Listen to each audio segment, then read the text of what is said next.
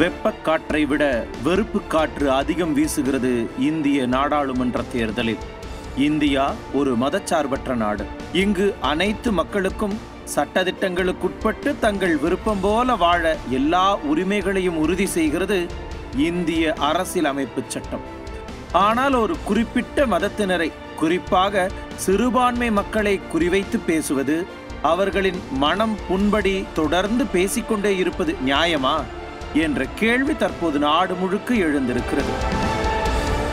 ராஜஸ்தானில் தேர்தல் பிரச்சாரத்திற்கு சென்ற பிரதமர் மோடி இஸ்லாமிய மக்கள் குறித்து சர்ச்சைக்குரிய வகையில் பேசியிருக்கிறார்.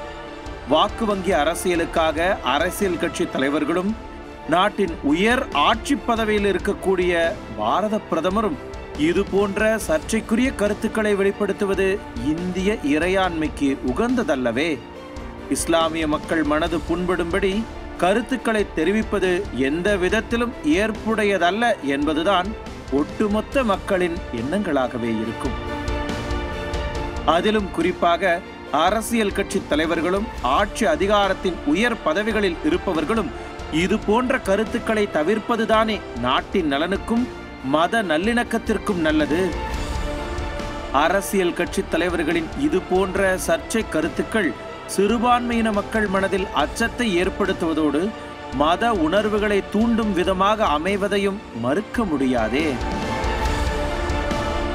அதனால்தான் தேர்தல் பிரச்சாரத்திற்காக கண்ணியம் தவறிய இது போன்ற மத துவேஷ கருத்துக்களை யார் பேசினாலும் அது இந்திய இறையாண்மைக்கு எதிரானது என்றும் நாட்டின் நலனுக்காக இது முற்றிலுமாக தவிர்க்கப்பட வேண்டும் என்றும் அதிமுக பொதுச் செயலாளரும் தமிழ்நாடு எதிர்க்கட்சி தலைவருமான எடப்பாடி கே பழனிசாமியும் வலியுறுத்தி இருக்கிறார்.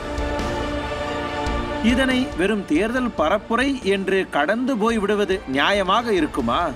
ஒரு கட்சியை விமர்சிக்க 1000 காரணங்கள் இருந்தும் இப்படி மத துவேஷ பேச்சுக்களை, வெறுப்பு பேச்சுக்களை கட்டவிழ்த்து விடுவது ஏன்? பிரச்சாரத்தில் இது போன்று நடந்து கொள்வதை கண்டிக்க வேண்டியது யார்? மோடி பேசுவது காங்கிரசுக்கு எதிராகவா அல்லது இஸ்லாமியர்களுக்கு எதிராகவா? தேர்தல் நடத்தை விதிகளை மீறி இருக்கிறாரா பிரதமர்?